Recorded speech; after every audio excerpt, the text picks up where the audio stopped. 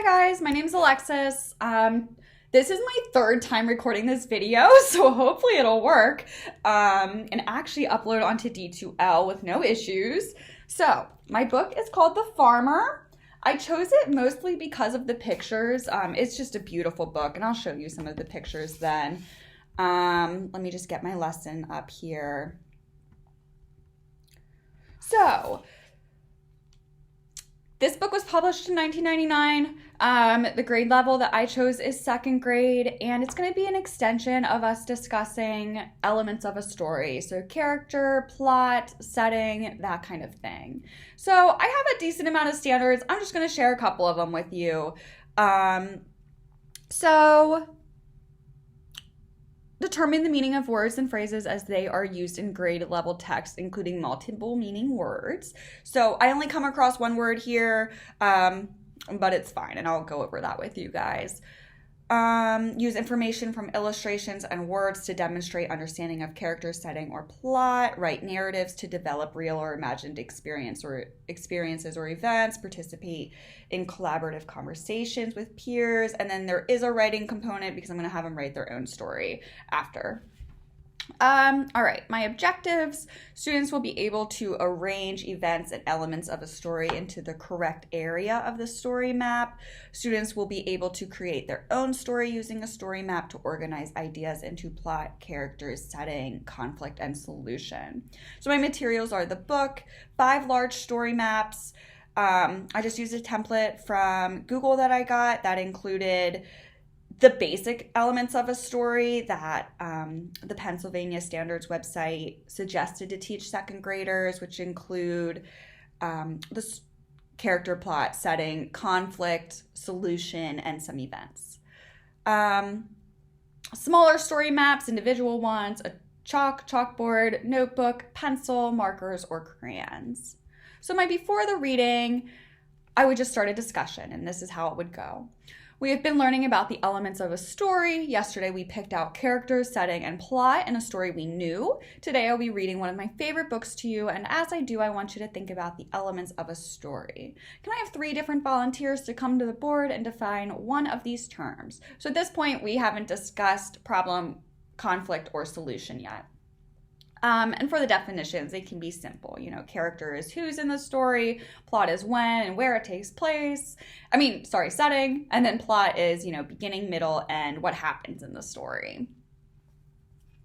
And then I'd have them participate in a chalkboard splash, and they'd answer the question, what makes a reading interesting to you? What makes you want to keep reading further to find out what happens?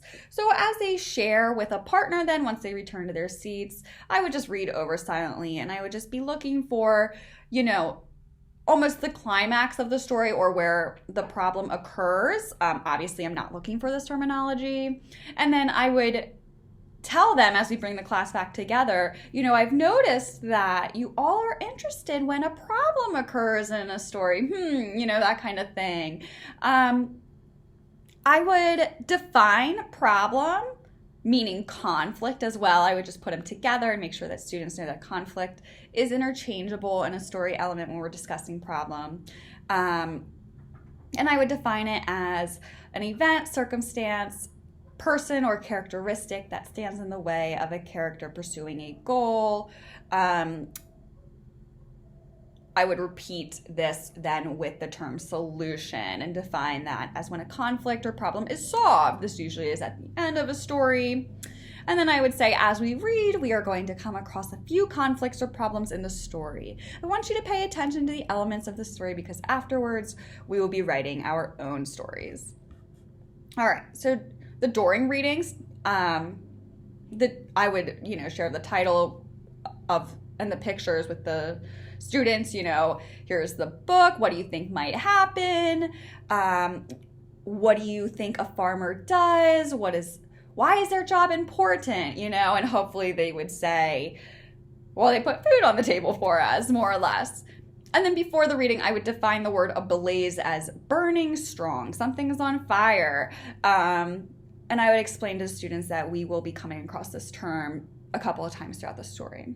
All right, so we're reading. We come across page 7, and the text reads, tending The growing plants and pulling out weeds is the farmer's very important job. If all goes well, there will be plenty of fruit and vegetables for him to take to market. If all goes well, ... I'd ask the students to look at the pictures. What do you think the author means by if all goes well? What do you think will happen next? And I'd have them share with a partner. There's a tornado in a few pages, and the illustrations on this page show that a storm is coming. Page 10, the text reads, "In an instant, the farmer is wide awake." So I'd ask students to think about what it means to be wide awake. Can anyone make a guess to what this means? And then I'd have them show me their best wide awake face. So I'd be looking for big eyes, heightened senses. Page 18, the text reads, "Tears stream down his face." I'd ask the students to think about, why is the farmer crying? So at this point, his fields are ruined from the tornado, so they're just going back and reiterating the ideas from the story. Page 21, the text reads, "Spring arrives with freshness and new hope. Perhaps this year will bring an abundant harvest, enough for him to have plenty to buy back his cow." So I'd ask students to predict what an abundant harvest means using what we know and using the pictures. So on this page, there's beautiful illustrations of fruits and vegetables, and I'm hoping that they pick that up. I would define it then for them if they're having trouble, and just state, plenty of fruits and vegetables to feed him and sell to his community so he can have money. Page 25, the text reads, "What's that smell? What could be burning?" So I'd have students shout out a prediction of what they think is burning. Page 32, the text reads, "He is patient, he perseveres, and when soft rain falls, he kneels in thanks." I'd have students discuss with a partner what they think the meaning of persevere means. I would define it then as working hard and not giving up. So obviously, all these definitions don't come until after the students get a chance to guess and brainstorm, and we have a little discussion. So at this point, the farmer has regrown his crops twice. So I'm hoping that, they pick that up. The author does go through the book too and says that the farmer tends to his crops, that kind of thing. Couple more stopping points here and then I'm done.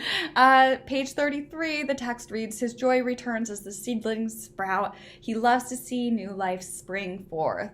So this is where the double meaning of a word comes in. So here's my teacher talk. Now we've seen the word spring in this book before. It's a season, right? But the way spring is used in this sentence doesn't seem like the author is talking about the season. Can anyone tell me what they think spring means in this sentence? Brainstorming, get a couple of student ideas, and then I would define the use of spring as a verb, meaning to come upward or forward suddenly, and then use that in a different sentence. So the cat springs forth to eat the mouse, something like that. Page 48, then the text reads, "A peaceful smile rests on his face. He now knows what he can do for his neighbors." And I'd have students guess what the farmer is going to do for his neighbors based on the pictures and stories so far. So at this point, the neighbors' farms get ruined. And the farmer's crops are lovely, so you can see that he is gathering different fruits and vegetables and making different dishes for the neighbors so they have food. Then I'd read until the end of the book.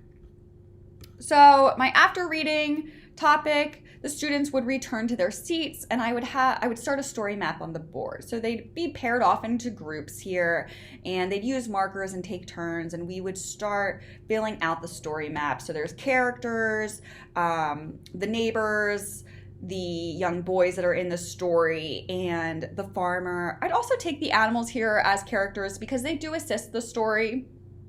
So I think that is acceptable. The setting, there is no time period, so the farm is fine. That's what I'll look for. And then as we approach the plot, I would ask them to tell me, or I would scaffold, I guess, the conflict and solution here. There is 3 in this story, so we would fill out the first one, which would be the tornado came and ruined the farmer's crops, and the solution for that is that he sold his cow so he could have money to grow his farm again. I'd also remind them that solution means that the conflict or problem was solved. I'd then have them just complete the rest of the story map together in their groups. So at this point, they would just have to fill out any events that they think were necessary to include and the other two conflicts and solutions. So I would be looking for the Frump brothers set the farmer's fields on fire, and then he had to sell his pig to regrow his farm again, and then lightning struck the Frump's fields, and the farmer's solution to that was to give them more food. Any events they could add here would be that the farmer kept planting his crops. He did this twice, actually a total of 3 times throughout the story. Again, they don't need to give crazy details here. And another event that they could include is that the Frumps gave back the animals that he sold to them once he gave them his own crops, just out of kindness, for showing that he's a good neighbor. All right, so the assessment of the students. So this is when I'd give them each their own story map, and I would use it as like a rough draft for them. So they would put in their own, like they're creating their own story. So they'd put in their own characters, setting, plot, conflict, and solution. And they would just have to have at least one conflict and solution. So for 2nd grade, 2 paragraphs tops is what I would look for. We would be working on this over a couple of days. They could draw a picture to go along with their story. And for me to assess here, I would be looking to compare their story map and how they transformed it into a story. How did that structure flow based on what we've been learning so far? So that's my summative assessment. And then my formative assessment would just be the completion of the story map after the reading. So for my references, I included the Pennsylvania SAS website because they were just really good about putting in what elements of a story is appropriate for 2nd grade. And then the story map I used, which if I can upload it to D2L, I will. I just don't want to lose my video again. I'm pretty not great with tech. Okay, so for me to end my video, I just want to show you guys a couple of the pictures just so you can see that they really do add to the story and the comprehension of the text.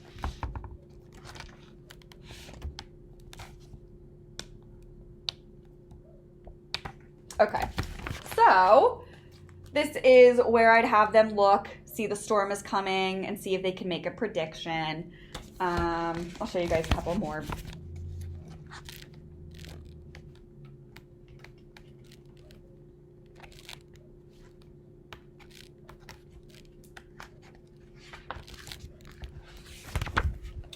Really want to show you all the fruits and vegetables because it is just a really gorgeous picture. The author is the illustrator as well. All right. So you can see here he has all of, there's watermelon, carrots, tomatoes, there's sun shining down, trees. So they would definitely get that. Whoops, let me see if I can find where the seedlings grow, spring forth.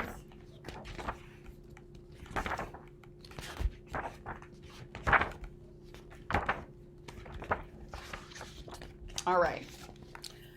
So I'd have them look at this picture when it comes to springing forth, and the definition was that to spring forth means something suddenly pops up, more or less. So hopefully they could understand that looking at the pictures and after a discussion. All right, thank you for listening. I can't wait to see some of yours.